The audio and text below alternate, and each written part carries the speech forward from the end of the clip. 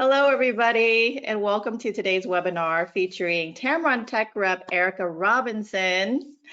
Hi, Erica. We are coming to you from sunny Southern California, although she is 3 hours away from me, but we do share the same sun, I believe. I think so. Yeah. I'm sure it doesn't change. I do want to give a quick shout out to James Patterson. Hi, welcome again. Thanks for coming to all of our webinars. You were the first to say hello on here. You're always the first to sign on. Thank you very much. Okay, so while we're waiting for more people to come in to arrive, some quick housekeeping notes. Your mic should automatically be muted. If they are not, please do so now. And if you have any questions, comments, use the questions box. We are monitoring that. And if you have any issues, please feel free to make a note of that in the questions box as well. And if you're still having audio video issues, this webinar is being recorded and you'll get a link to it following the webinar in a follow-up email within a couple of days. So as we're waiting for people to come in, I'm gonna say hi to some people here. We got Orlando in the house. Sarah, hi Sarah. Hi, Sarah. Oh, she says Erica's now nervous. No. No. Oh no, actually that was Ken. I think Ken said that. Thanks, Ken. Atlantic City is in the house. Santa Rosa, well, on our neck of the woods, or on our side. Let's see who else here. I wish I could see everybody's little comment so I could. I obviously can't see any of that, but do you not have the panel? I can see everybody over there. Oh boy, then I'll get lost in that rabbit hole. I'll just wait. Yeah. Indiana, Long Island. Oh, hi. Oh, all right. You were here last time. Welcome back. Let's see, New Jersey, Chicago, Pennsylvania, North Carolina, South Carolina. I guess one of the great things about all of these is that we get to say hi to people from all over the place. You know, when we're just in one classroom, we're in one setting in one state versus we're on here, we can talk to everybody all the time. Looks like, wow, pretty good. Nobody's having audio issues so far. That's great. Whew, technology won't fail us on this Friday. Yeah, after what, a month and a half, we finally got down. Right? I don't know. I think it's been longer. It's been closer to like 2.5, hasn't it? Yeah. Seems like a whole year already passed. Darcy, hi, I remember you. Welcome back. Oh, Darcy says, I'm kind of feel the same, Darcy. She says that she's starting to really enjoy being inside now. Right. I'm getting used to it as well. So yeah, there are I'm definitely hoping... like pros and cons. I have a little balcony. It's like a 3-foot by 6-foot little tiny balcony up on the 3rd floor. And I feel like it's like my little sanctuary. It's kind of it's like a little metal fence, right? So it's fenced in. So it's just my own little tiny sanctuary where I can just stay and be connected with the outside world at least. Yeah, I have a balcony too. So it's like I kind of have an indoor outdoor setup and it hasn't been that bad actually. So I got my hummingbirds too. So did I tell you what happened to my hummingbirds? Did I text you yesterday? Yes. I'm real sad about it. So for those of you who don't know, while we're just randomly chatting here, I'm not a birder.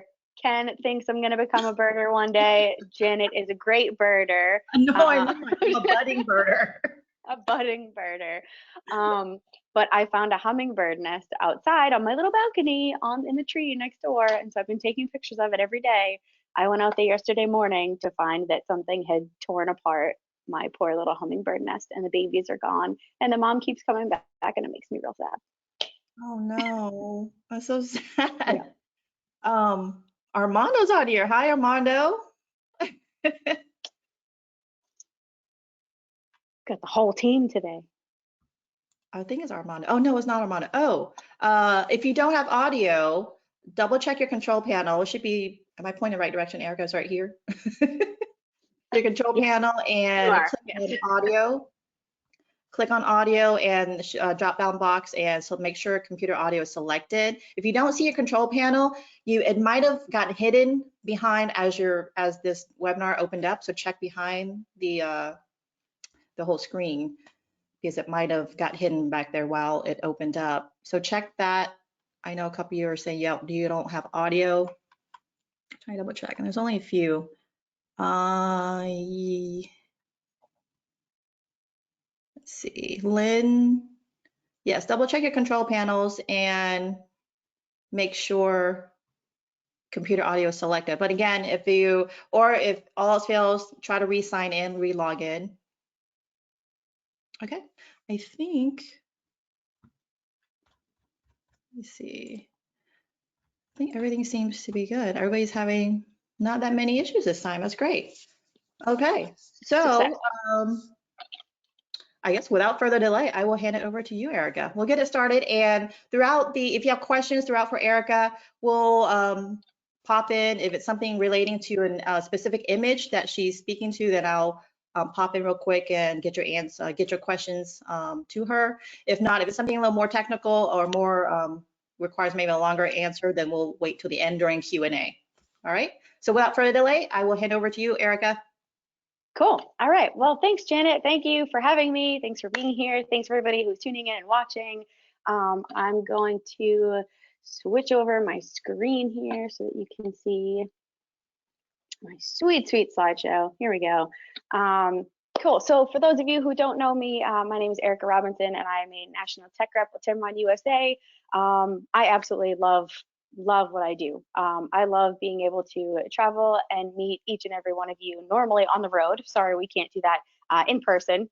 But I love being able to teach and to inspire and to educate and to just have conversations that will hopefully help us all pursue our passions within photography to other levels that we didn't know. So those are kind of some things we're going to talk about today.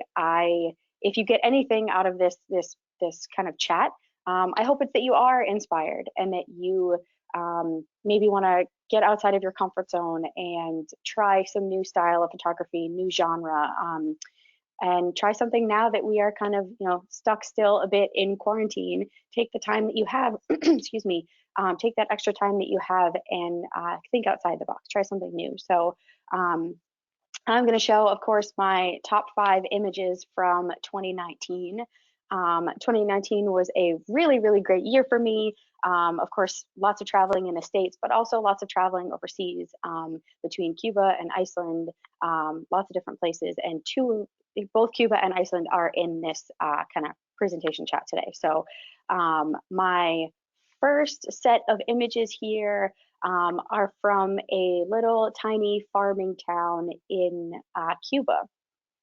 I was given the opportunity or I'm given the opportunity each year, usually in March, to teach a workshop out in Cuba with a local camera store, actually Hunts Photo, that I used to work for, which is great. And me and the other instructor get to lead usually a group of, I think, between 11 and 14 attendees around the country, through Havana, through different farming towns and things like that, to explore new styles of photography, take incredible portraits, see beautiful landscapes. And this one in particular is from this little tiny farming town outside of Havana, just near Vinales, which we'll talk about in just a little while. But this town, we got there that morning, and it was a pretty kind of gloomy morning as far as the weather goes. It was pretty rainy, but that led us to have some really nice clouds and some really good depth and saturation and things like that. So I started kind of course, photographing around the farm just to get a lay of the land. And then I met this great guy. This is Manuel. Manuel was sitting on the porch in the little restaurant that was on the site that we were at. And I started taking some photos of him on the porch, and realized that the light wasn't necessarily that great, but he kind of caught me taking some photos of him, and he pointed in the direction of the farm, of the fields. and he wanted to go out there and take some photos. I was like, okay, that's great. So we walked out there, started taking some other photos. And this image here landed as one of my top 5 for 2019. Because if you can see in the other images, I'll kind of go back here. I was just more or less getting to know him a bit in these other photos, and really kind of trying to understand a little bit more of who he was and why he was there. And it turns out he actually works those fields almost every single day. And so I really was glad that I was able to capture him in the field and not just kind of sitting there on the porch hanging out. This is a part of him every single day. So having the field with him, I think gave it a lot more depth. I'm able to see, the cigar smoke puffing out of his cigar. You can see a little bit more clarity in his eyes compared to the previous image where you really couldn't see his eyes much. He's lit up quite a bit more. And we actually took a little, we had a little, what's it called? I'm drawing a blank here. The ice light, the Westcott ice light. And I had that kind of off to the side, adding a little bit more light so it would go right under his hat there. Because without it, with that those kind of cloudy skies and the hat, it was just giving a big shadow right over his eyes. So I added a bit of light with my Westcott light off to the side, and put that right under his hat to add a little bit of catch light to his eyes. So that was my first top image of 2019. My second image of 2019 landed me in Rocky Mountain National Park. For those of you who don't know, we run workshops in the national parks every year with a company called National Park Trips Media. There are different parks every year that we go to, and I've been lucky enough to get the opportunity to go to Rocky Mountain actually the past 2 years in a row. And we start over at this little area called Sprague Lake. And in Sprague Lake, there's, when you get up there really early in the morning, sometimes there's a couple of moose hanging around, which, yes, please don't get too close, they're terrifying. But it's a really peaceful area to start your day when it comes to photographing. That first morning that we got up there to scout, we ran into a fisherman and his daughter that were fly fishing in the lake, and they let us take a few photos.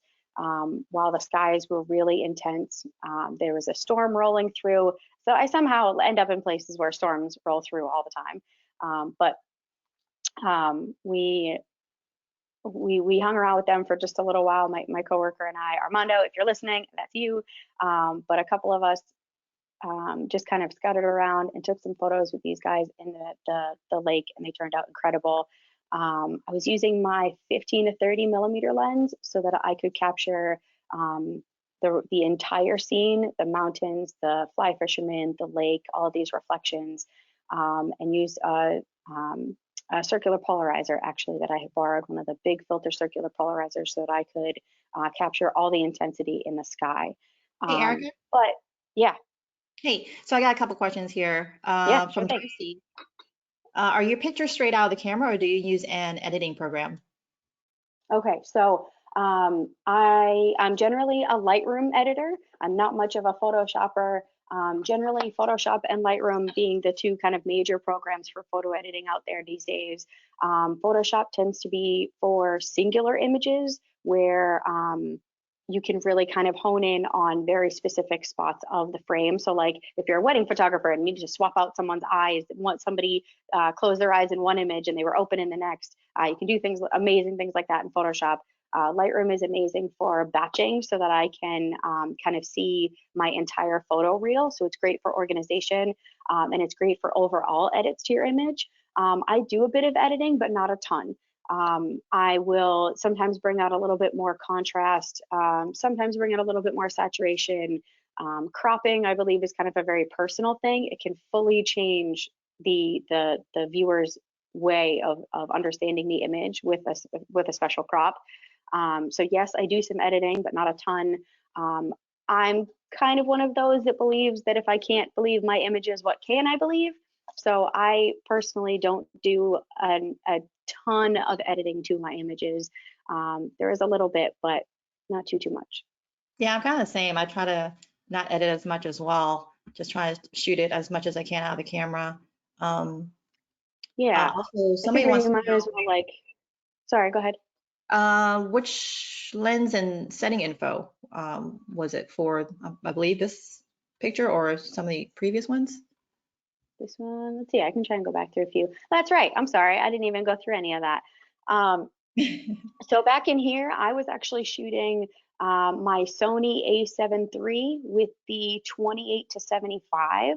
The 28 to 75 was this image and this image and this image.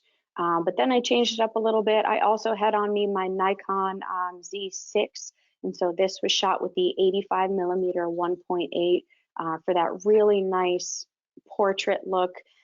Generally, your portrait length is anywhere between 50 millimeters and 135 millimeters. That kind of tends to be a sweet spot in there for your focal length.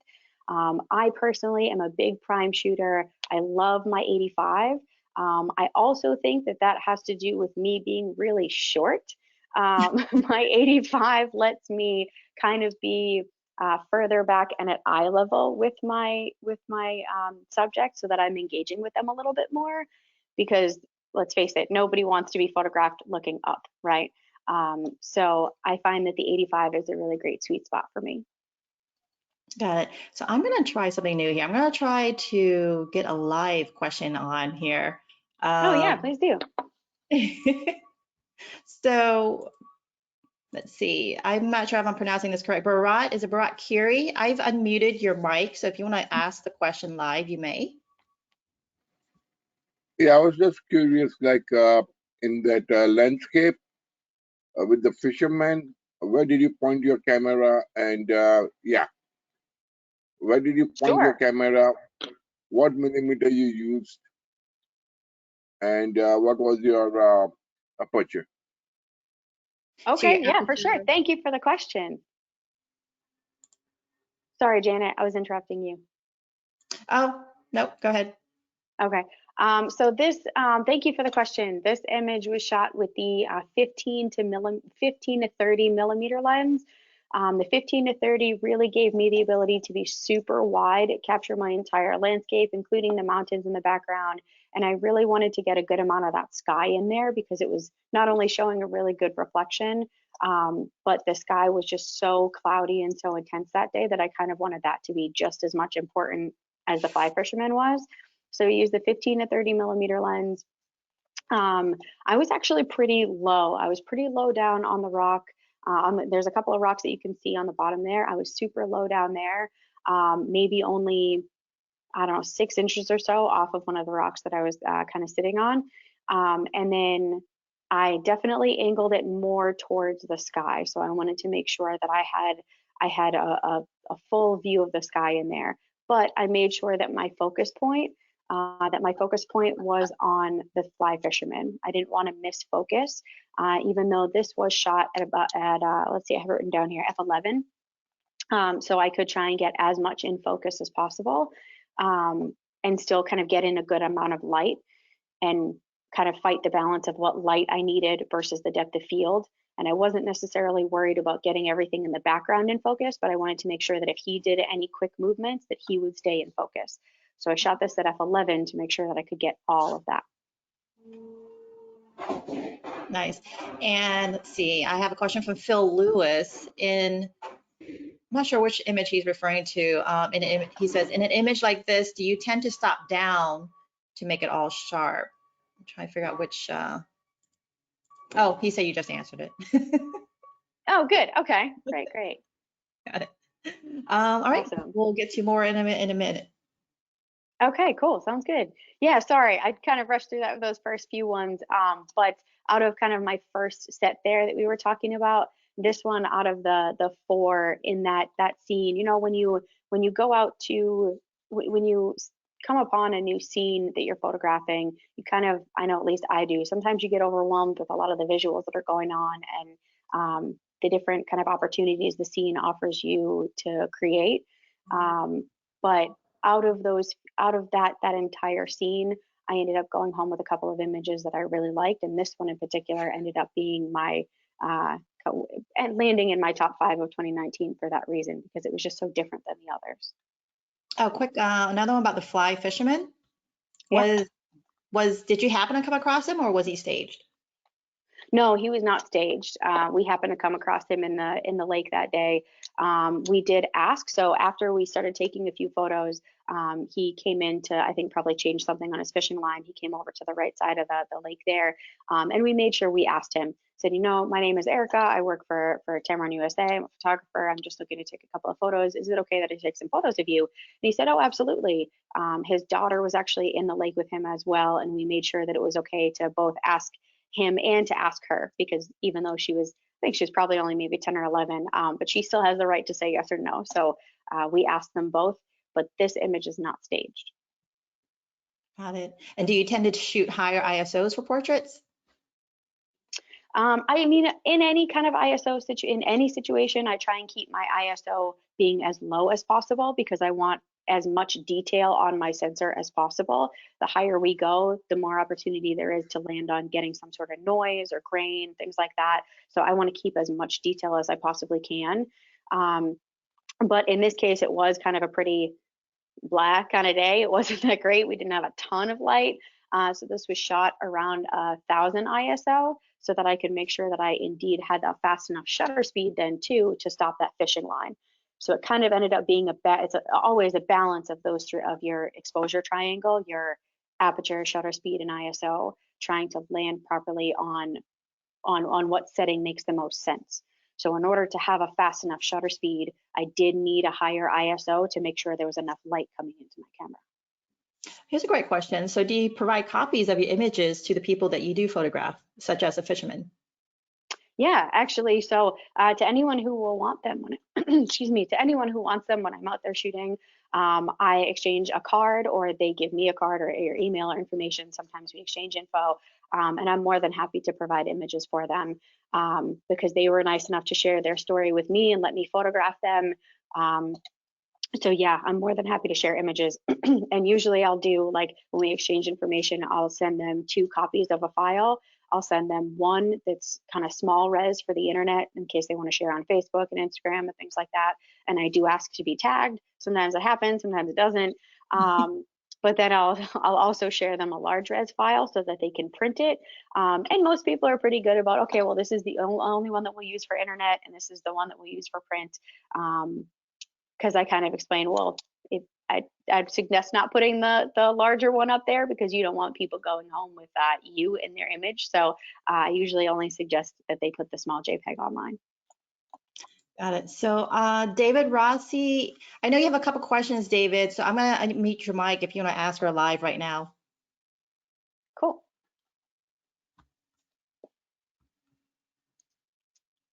David Rossi. There? Can you hear Talk to me, David. There Hi. we are. What was your Hey. Hi, sorry, I had unplugged my mic. What was your No, you're shutter good. used for the fisherman? 2,000th of a second. 2,000th of a second and 1,000 Yep. ISO. Can you ask what body Yep. you're using? This was Sony A7 III. No, wait. This was my Nikon Z6 because I was using the 15 to 30. So yeah. Did you use your Westcott off-camera light? No, I didn't. Oh, very nice, very nice. No, I did pull out some shadows. So if you can see, like, under his hat and stuff, how it's kind of bright under there, I did in Lightroom pull out some shadows. Sony sensor is incredible. So I tend to try at least to underexpose a little bit by maybe 1/3 of a stop or 1/7 of a stop because I can pull out some of those shadows later on. I try really hard not to blow out my highlight. For a really long time, I had a really terrible habit of blowing out highlights.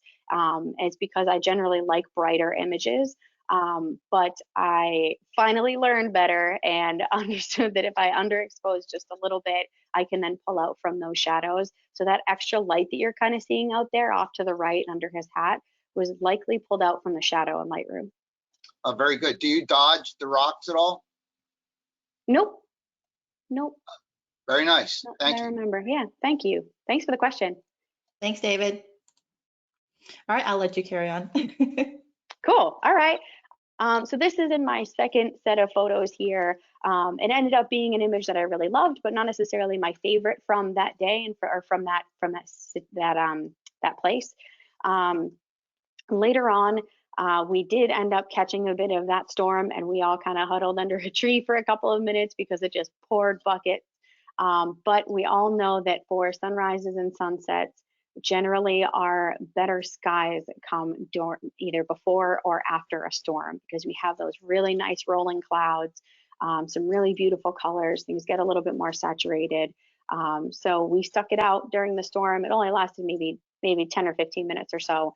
And then after the storm finished, we came back out and continued shooting. And we captured some really beautiful images of the sunset over Sprague Lake with the mountains in the background.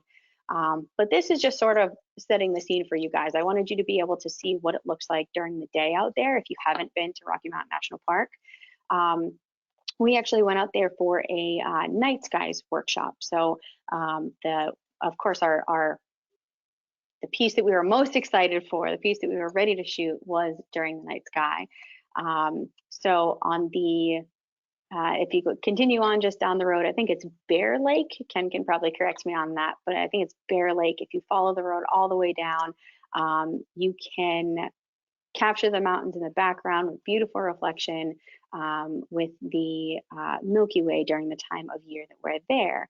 So now one of the things that I kind of wanted to talk about when it comes to photographing the Milky Way that I found myself doing the last couple of years is actually turning everything into black and white. I haven't seen too many Milky Way images out there that are black and white, but I've found that either before or after a storm, when you have some of those clouds that kind of get hazy over your Milky Way, it's led me into moving my Milky Way images to black and white, because I find that they get so much more depth. It allows for this different type of contrast that I don't really see much in my color images. And while I like them in color, it offers a totally different feel and a totally different atmosphere turning it into black and white. So this actually ended up being my favorite image from that shoot, out of that scene. Again, just because it was a little different and more unique. I try my best to, once I capture the image that I have really set out to go there for, because a lot of times when we go out to shoot, we have this one image kind of stuck in our mind that that's the image that we're going to photograph. But I've really tried to get out of that habit once I get that image, to then move on and find the other opportunities that the scene has to offer, instead of just constantly staying in that one place. So I ended up liking this one over all the others. All right, so on to image number 3, and we are back to Cuba. So as I mentioned in the beginning, Cuba was one of my favorite places to travel to the last couple of years. There's just such wonderful people. It's such a beautiful place. There's so many amazing stories to tell. Hey, Erica. And Daniela, yes. Sorry, quick question on the Milky Way image. Yeah. How many seconds exposure was that? This was 25 seconds.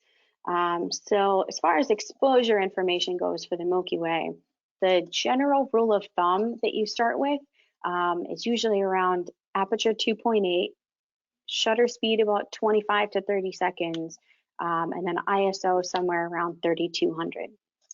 And that's just kind of a general guideline. It's not really a hard set and fast rule, but it definitely is someplace great to start, because that all depends on, of course, 1, what camera you're using, 2, what lens you're using, and how much light you already have available in that scene, right? So this was shot with my Sony a7 III and my Tamron 17-28, which is an awesome little lightweight setup that I can now take out with me shooting the stars in the Milky Way. But that night, this was shot at 25 seconds, f2.8, and 3200 ISO, just given the light that we already had, the situation that we already had. That may change. That will change. That will vary depending on your situation.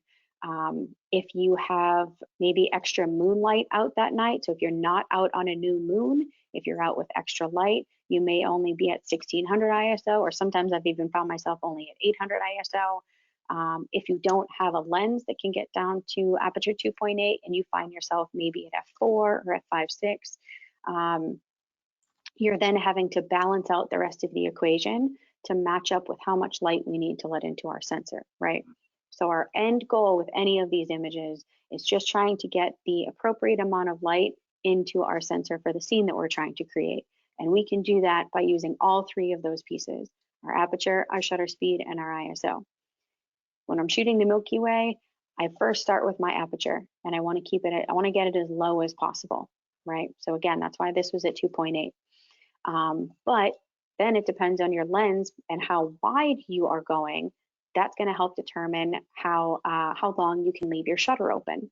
So with this being at 17 and super, super wide, I'm able to leave my shutter open for 25 to 30 seconds before I start to see movement in the stars.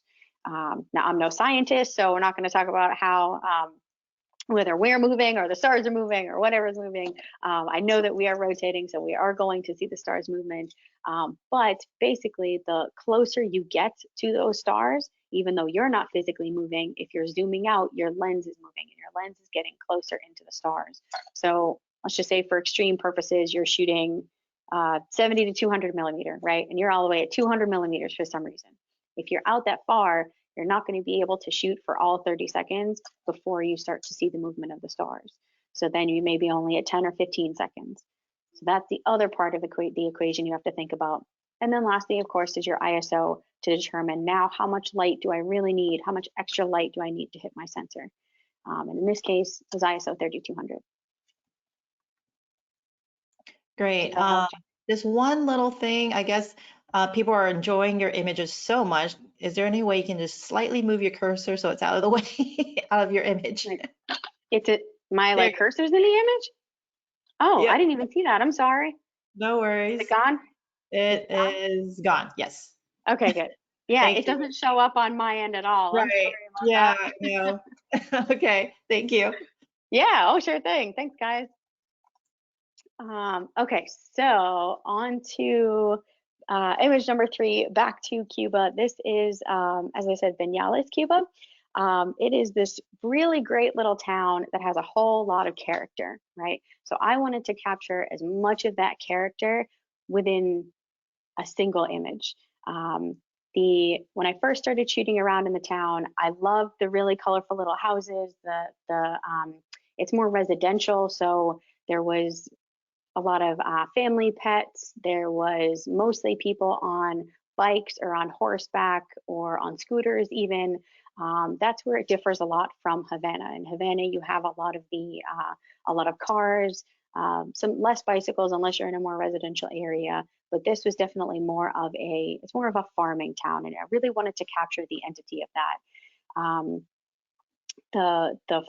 It offers a completely different feel than some place like Havana, being the big bustling city.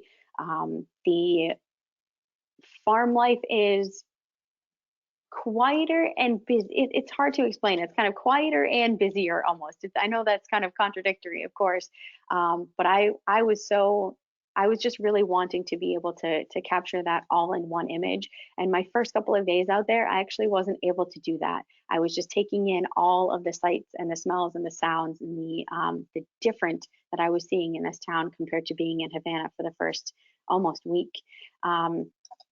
When I really started to be able to do that, I found early in the mornings.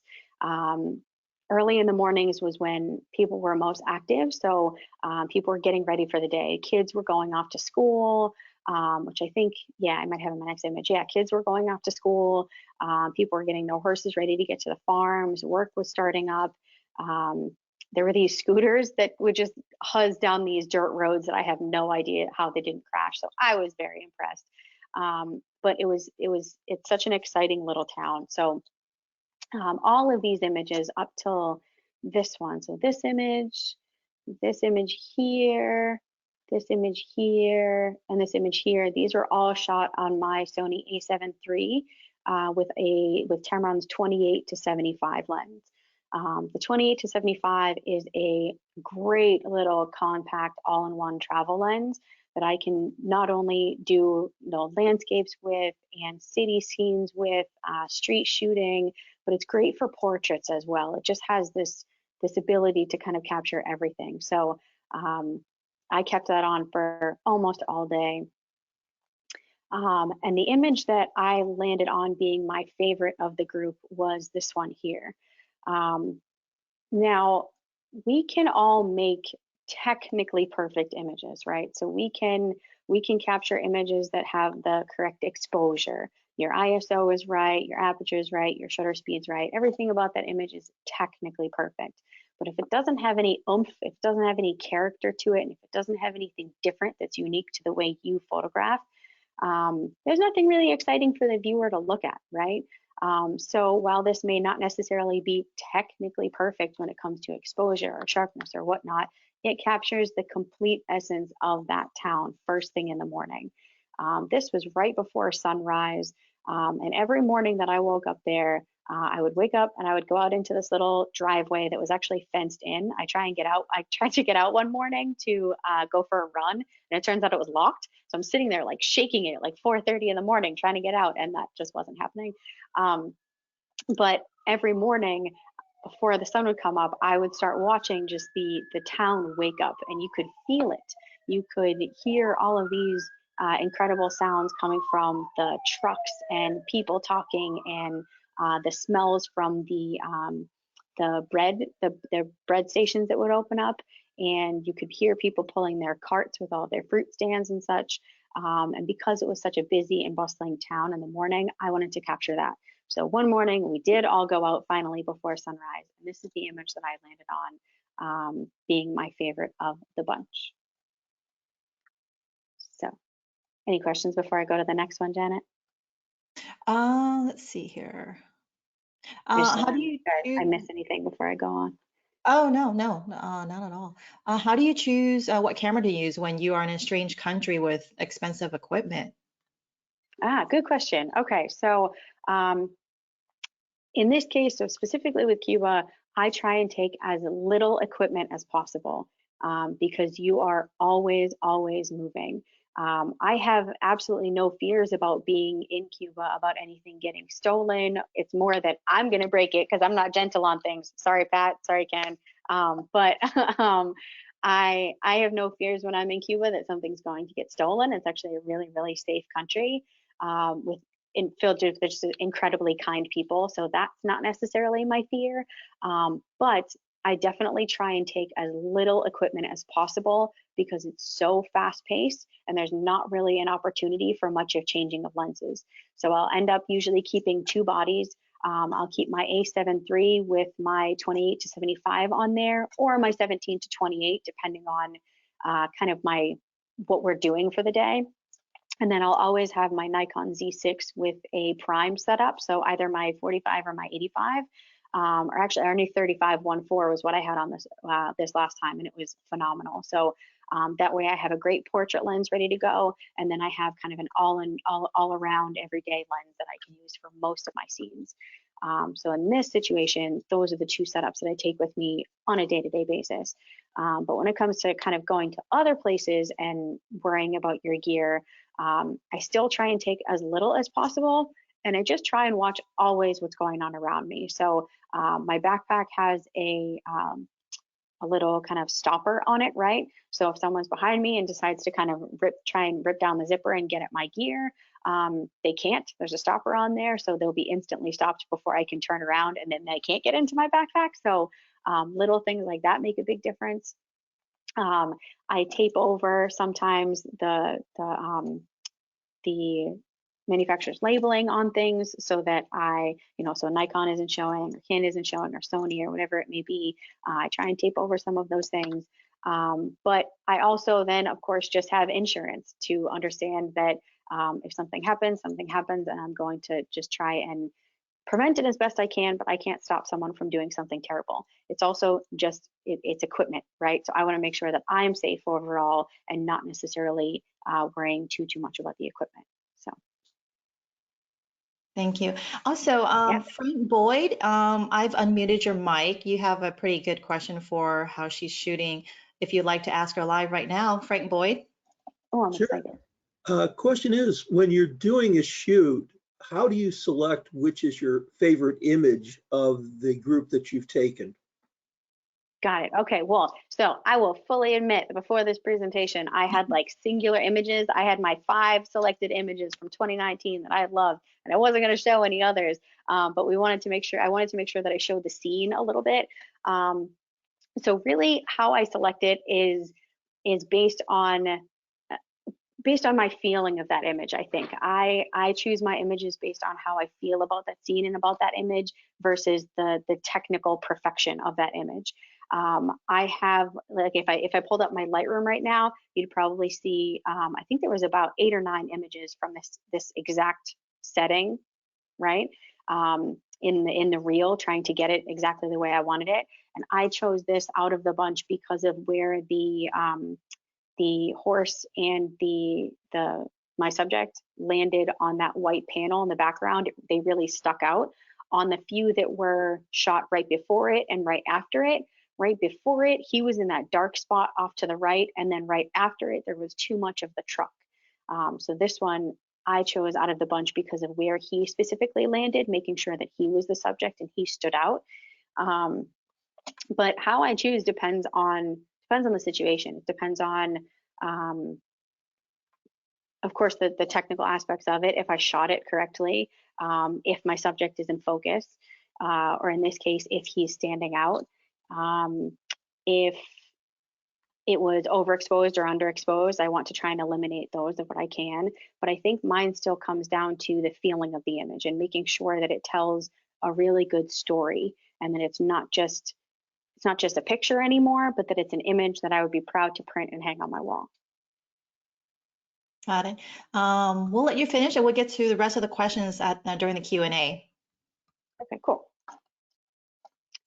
All right, so my last set of images here, or excuse me, my 4th set of images here was shot still in Cuba. And this is one of the days that we got to go to the Cuba National Ballet. I didn't really know much about ballet at all before seeing it in Cuba. Yes, I was one of those tiny little humans that was put in tap shoes, and I don't know, Janet, if you were ever this, but your parents had you in dance class all the time, and they threw me in dance class, and that just wasn't for me.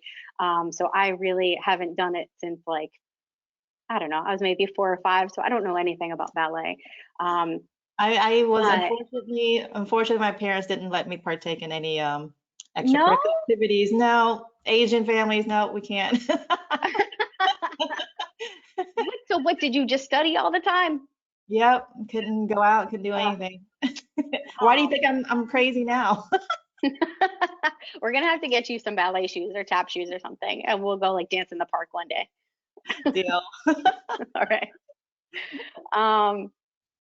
So I was excited to be here to learn about the ballet and to understand really kind of the passion and the lifelong intensity that goes into being a ballet dancer in Cuba. Now both men and women participate in ballet, so there is no there's no cliche that it's just women that participate in ballet. And that was something that I found really enjoyable, was actually watching these young men just be so intense with their craft. I was blown away. And so we were inside photographing. I actually spent most of the time photographing male ballet dancers because I was just so intrigued with their strength and their beauty and their passion, and just their overall idea of how much they loved ballet. So I was fascinated by photographing them. But we decided later, actually the next day, to hit the streets and to get out there with a couple of our ballet dancers and photograph in the streets instead of inside. And it led for a completely different feel. But I found, so when I took this image, I was kind of reverting to what I had seen online with others who had done images like this.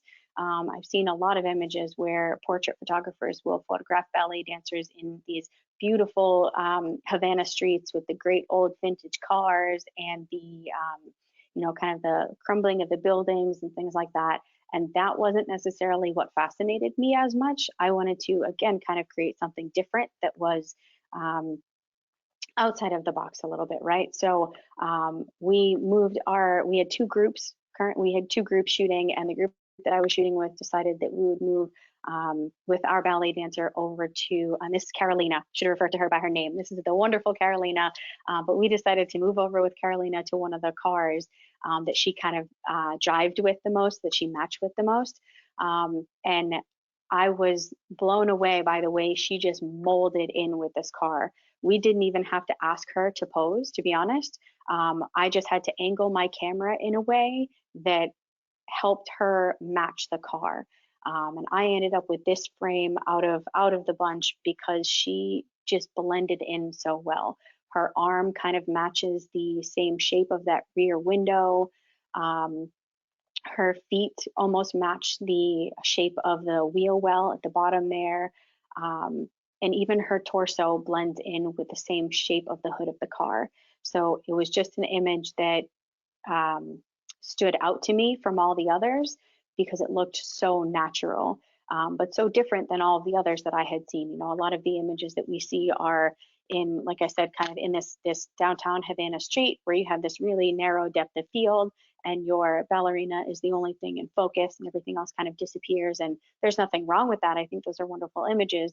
But we wanted to try something a little bit different. So this I went backwards. This ended up being my choice out of the group. And as far as lenses go that I was shooting with and how I was shooting them, this image here and this image here were shot with the Tamron 85mm 1.8. Still one of my favorite lenses in the bunch. Like I said, I'm a big prime shooter. They just allow you to, or at least they allow me to have a kind of a structure and a guideline, right? Sometimes with me, if I have a lens that's too long, like with our all-in-one lenses, they're such amazing lenses, but I tend to shoot, like if I have a 28 to 300, I'm gonna shoot the same scene at 28, the same scene at 50, the same scene at 100, all the way up to 300, because I don't have a set guideline. So for me, having a prime lens gives me that little bit of structure to kind of force myself to move my own 2 feet to get the image that I'm looking to create. And the 85-1.8 also, of course, allows us to really drop off really create that compressed depth of field, right? So my depth of field is really, really shallow. And then my other images here, this and this, these were all shot with the 85-1.8. Yeah, these were all shot with the 85. Was there any added light for the car and the ballet dancer? No, nope, there was no added anything for this image. This scene, we were moving so fast at this point, there was no additives in any way. We had a good couple hundred people behind us staring and cheering and trying to figure out what in the world we were doing. So it was just a very, very fast-paced scene, although it doesn't look like it in this photo because she's just so classic looking. We had a ton of people in the background, so there was no room for any type of added light. Got it. We'll get to, how many more do you have? You have like one more or two more? I just have one more. I have last set of 5. Got it. And then we'll get into Q&A. Okay, cool. All right, so my last set, changing countries here. This is out in Iceland. I have been to Iceland a couple of times now, and this past year I took myself and 2 of my girlfriends from home. It was my turn to take them on an adventure in a country. My friend from home, I've known her since I was like 5 or 6 years old, and she called me a couple of years ago and she said, "Hey, Erica, if I take you to my hometown in Italy, will you take me to Iceland?" Of course, I'm not going to pass up that opportunity for sure. I had been asking her to go back to her hometown in Italy since we were kids. So, so this was kind of my adventure for them, was taking them out to Iceland. And if you guys have ever been there, you know that Iceland's storms, they come out with a vengeance. They're super intense. Wind, rain, snow, sleet, hail, you name it. Their storms are super intense. And this day in particular, we had a roof tent on our truck, and the winds were so fierce that they actually ripped the roof tent off of our truck. And we're just in the middle of this, we're in the middle of the road with absolutely nobody around. The wind rips off the roof tent and all of the guts of it just completely spill out. So there's pillows and blankets and everything that was in there just disappeared into the wilderness. We pulled off onto a side road, and luckily enough, these two guys that had a tow truck actually came out and helped us. It took all four of us to, or five of us actually, to rehinge the truck tent back down. And it turns out that it broke the latch completely. So we had to kind of jerry rig it to latch it back down. It was just wild. Storms in Iceland are nuts. So just to kind of give you a setting of the scene here, if you have not been, this is out in Vik in South Iceland. And a lot of times I really like to try and add pieces into my frame that will show some sort of scale, because in images where it's just the main subject, sometimes you can't tell how big or how small something was. So I wanted you guys to be able to see really how big these waves were crashing into the coastline, right? So I wanted to add something here for you so that you could kind of set the scene a little bit. And then of course get even closer so that you could really see how intense the weather was that day. The winds that were tearing off were up to 90 miles an hour, I read later on, which was super intense for us. We actually, so if you have been to this beach, you know that there's a little parking lot, right? And when walking towards the water, you walk facing the water, of course, but in order to go back to the car, normally you would turn and face your car and walk towards the car, of course.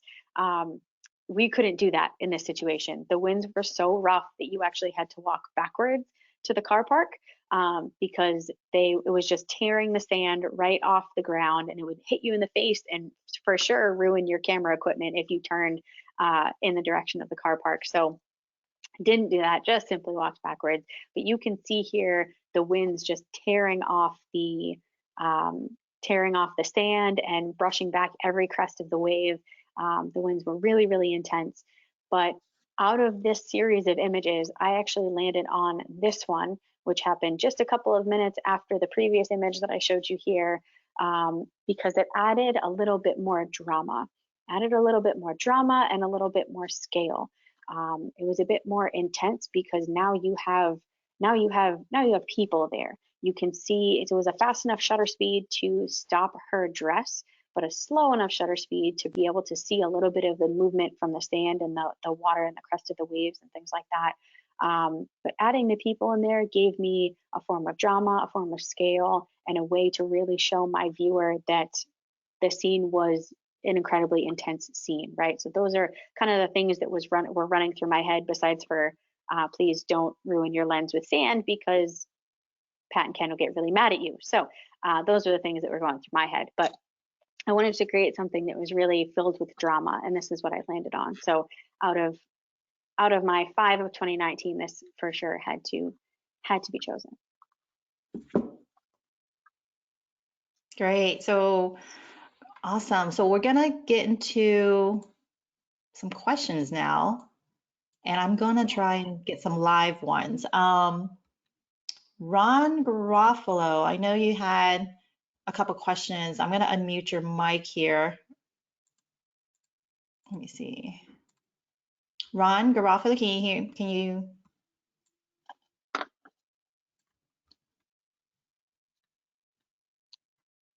Ron. Maybe. Awesome. Well, his question was, let me see, let me find it real quick. It was regarding, since I know you travel a lot. How do you pack for a trip? What goes on the plane? What goes under? Do you check in equipment? Good question. So I don't check equipment. I carry my equipment. So I'll check my luggage with all my clothes and all my stuff, right? But my camera equipment always stays with me. And it depends on the trip, but most of the time, my most kind of commonly packed camera setup is 2 camera bodies. So whether that's my Nikon D4S or my Nikon Z, it just depends. And then my Sony a7 III. And as far as lenses go, usually I'm taking something super wide. So depending on whether I'm going Nikon or Sony, it's either my 17-28 or my 15-30. I'm taking a kind of all around, like a 24-70 or a 28-75. And then I'm using a lot of primes. I really like my primes. So my 35, 45, and 85. And sometimes, like in places like Cuba, I can only bring a few things. So I'm not taking all three. Sometimes it's just one of them. But those tend to be my most commonly used lenses. In this situation for Iceland, I also brought a 70-200. This shot with a 70-200, so I could have something a little longer during that trip. I didn't find that I needed anything long when I was in Cuba, so I didn't actually pack anything long with me for that trip. The longest I packed the last time I went there was the 35-150. James, just I've muted your mic. I know you had quite a few comments and questions, so if you like, you can ask her or give her some. Sure. Hi, Erica. Just wondering Hi, about James.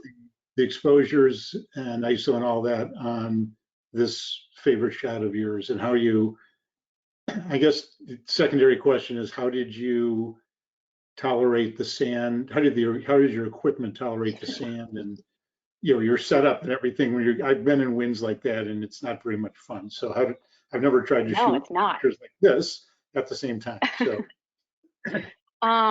So yeah, the sand was totally unbearable. I'll give you that. And kudos to you for trialing out situations like this, because they are definitely not fun. I'll agree with you there.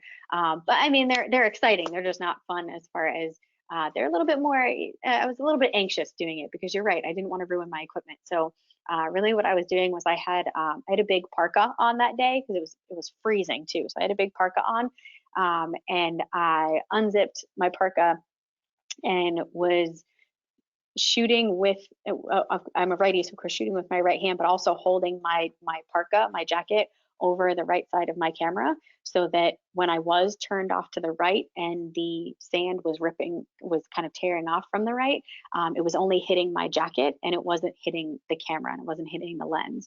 And then I for sure made sure that when I was backing up towards the car, my camera and everything went kind of with me in my parka, and I backed up towards the car instead of turning forward front facing it, because the winds were just brutal. So luckily enough, I did not ruin any camera gear that day. But I do also have filters on all of my lenses. I have protective UV filters on them for situations specifically like this, because sometimes there are unpredicted situations where I don't know, maybe your camera and lens fall, right? Or you end up in situations like this where there's a ton of wind and sand and such. And I find that they're really, really good protectors for situations like that. So my filters will save the day. As far as settings goes, this was shot at, actually, you know what?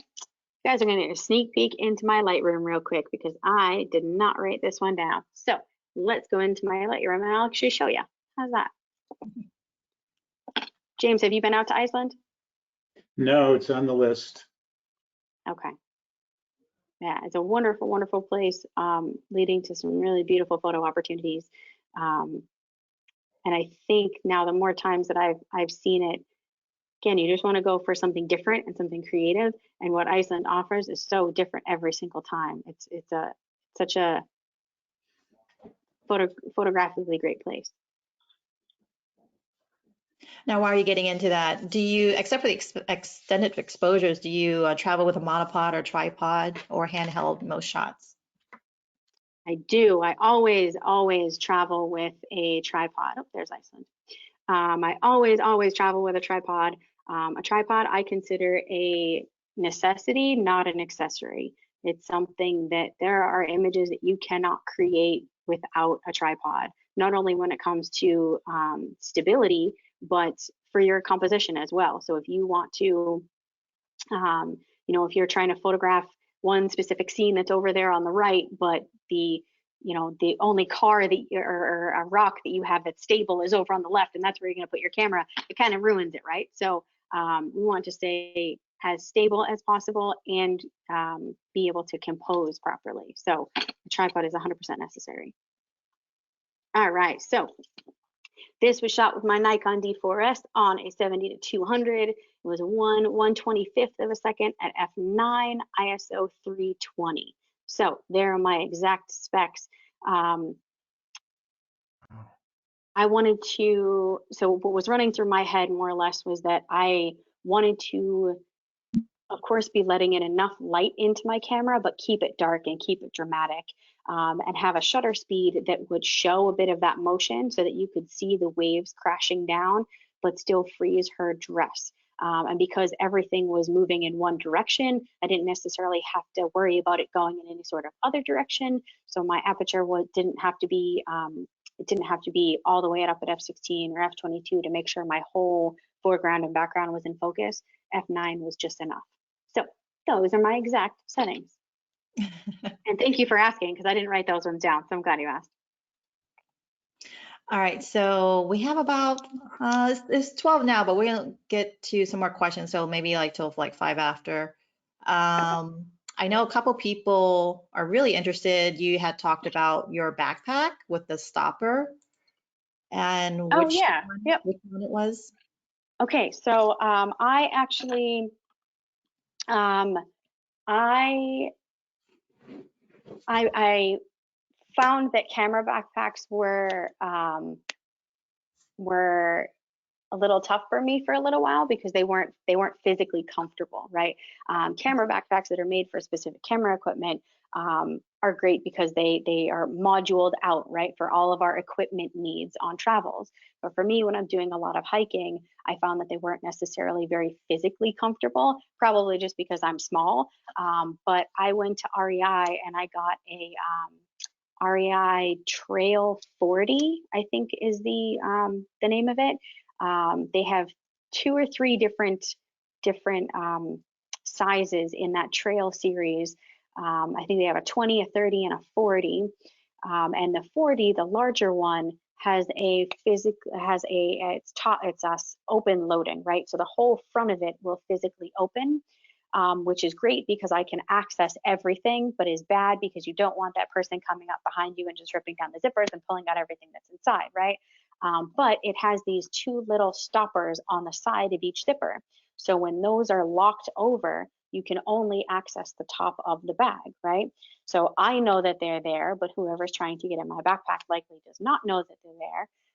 So I just put on those little, a lock on those little hinges so that my backpack can't be fully pulled down and nobody can get into my camera gear.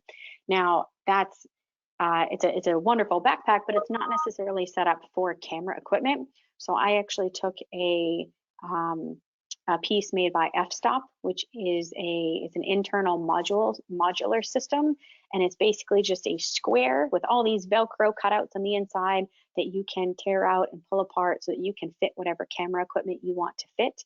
And I physically put that inside of this backpack and use that now as a camera bag. So it basically is just like a makeshift camera backpack. I also am a big fan of Velcro, so I can take all of my little think tank pockets that have just these little open pockets with zippers on them, so I can keep all my extra cables and memory cards and batteries and such in those, Velcro the back of those and stick those to the inside of the backpack, and now those are safe and sound as well. So I just kind of MacGyvered a backpack together that would fit me a little bit more comfortably. Nice. And going back to your tripods, do you use something like a carbon fiber? Yes, I do. So I use, and Janet, sorry, what screen do you want me to be on so that they can see Oh, it anything doesn't matter. Doesn't matter? Yeah, as long you can see me, right? I can't. You can't. Nope. Oh, that's interesting. That's probably just me. You already exit out of the presentation, right? I mean, you're fine. I pause. There, now I can see you. Okay, there you go. Cool. Hi. So tripod, yes. So I use a Gitzo Traveler carbon fiber tripod. I fully admit that I spent a ton of money on my tripod, but it's been an investment for the last 9 years. It's almost going on 10 years old. So even though it's like $1,000 tripod, what's that, $100 a year? It's lasted me for forever. I actually just sent it in to get cleaned and checked and fixed up, and it'll come to me brand new. So I can have that for now another 10 years and it's perfectly fine. But it's a little Gitzo Traveler that is small enough for me to carry around the world, but sturdy enough to be able to hold a D4S and some pretty heavy lenses. Yeah, that's a great little setup. Yeah, so I guess somebody already looked it up. They said it's on sale for $90. The backpack, that is. Oh, the backpack. I was like, no, the tripod, really? No, no. Yeah, good. It's a great bag. I think I have it in the other room. I can go grab it for you if you want. But yeah, if it suits me really well for my needs, especially because it's more comfortable and it can still handle all my camera equipment, and it's also kind of less it's inconspicuous, right? So yes, it's a big backpack, but it doesn't necessarily look like it's carrying a whole bunch of expensive camera equipment. So it's a great all-around bag. When you turn your colors into black and white, someone's asking, what do you use to turn it into black and white? I'm assuming Lightroom or? Yes, yep. So most of my editing is done in Lightroom. I have a couple of presets that I found over the years that I really like, but any sort of plugins that I'm using, not necessarily for black and white, but for any sort of plugins that I'm using are through Nik software. Nik has a great Sharpener Pro program, and they do actually have a really great silver effects for black and white. I've used that in the past as well. But everything I still start within Lightroom because it's not only a great editor, but a great organizing tool. And then I can route my images through the plugins to be able to edit a little bit deeper that way. Cool. And people are interested in your backpack. What was the name of it again? Okay, hold that thought.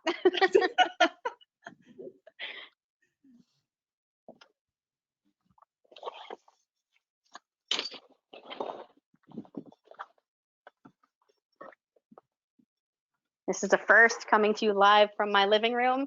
This is the Trail 40. I feel like I'm Vanna White here. So this is the Trail 40 that I got at REI. So you can see the little name on it, Trail 40. There you go. Yep, they make, I think it's either 2 or 3 different sizes of it. But the larger one, again, kind of opens like a full top loader. This whole thing will top load down. But these 2 little locks, I don't know if you can see, Janet, you can tell me.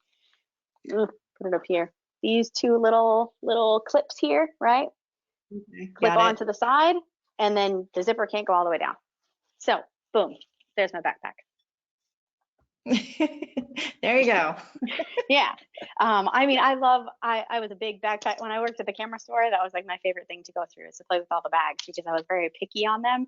I have a couple of Think Tank bags that I absolutely love. They make some stuff that is just so conducive to a photographer's lifestyle. And they have oh, what's it called? The Shapeshifter, I think. It's like the Naked Shapeshifter. They have some funky names for their bags, which is pretty great.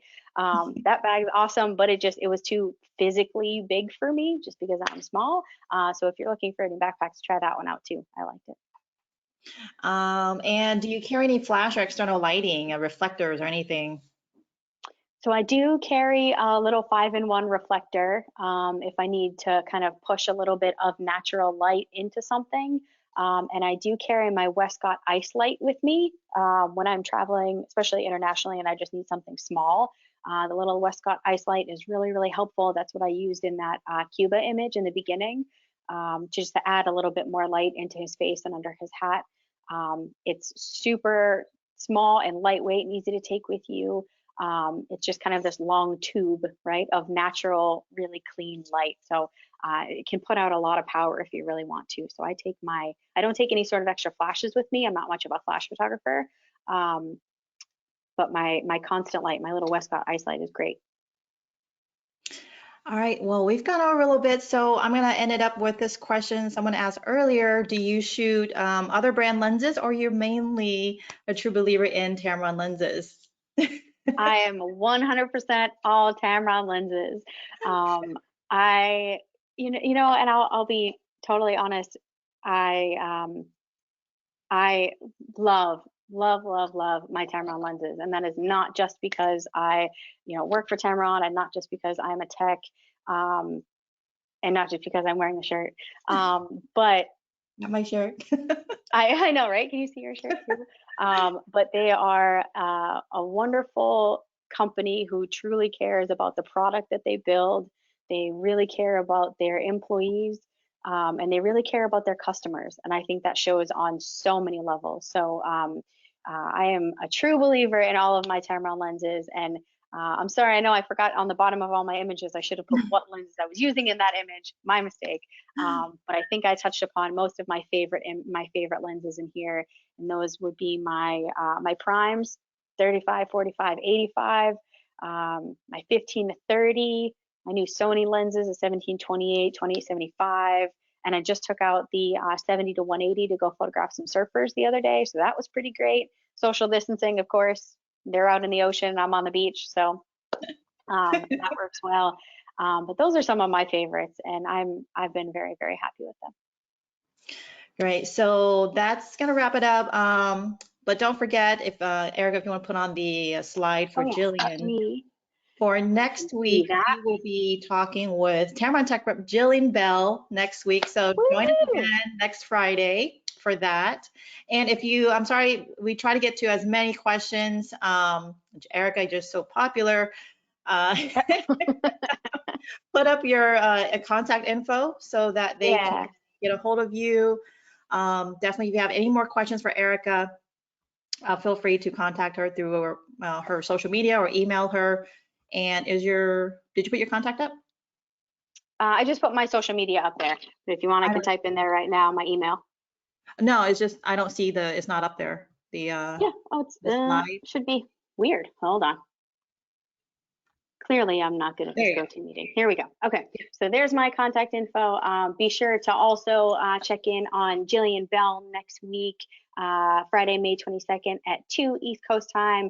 She is such an incredible photographer. I also make fun of her a bit when it comes to the way we shoot because we're total opposites. We could be at the Grand Canyon and I'm photographing the beautiful vista and she's photographing a rock because she's such an incredible macro shooter. So we see things. I've learned so much from her. So please tune into her. And then yes, if you would like to get in touch with me. Quick last question, Erica. Somebody wants to know your next trip, where are you off to when all of this is over? Oh my God. Where am I off to when all of this is over? Everywhere. Well, first off, it's going to be out of my apartment. Number one is going to be out of my apartment. Probably back to the East Coast to see my family. I'm originally from Boston. So, you know, I tried not to have a terrible Boston accent during this whole thing. But yeah, I'll go back east to visit my family. And then who knows from there. I promised myself when I was younger that I would do at least one international trip every year. So since I did at least get that in for 2020 in the beginning of the year, now, man, 2021 really has to step it up. So we'll see. Awesome. Great. Well, thank you. Thank you, Erica, for your time. And everybody stay healthy, stay safe, and check us out next week. Thank you. Bye, guys.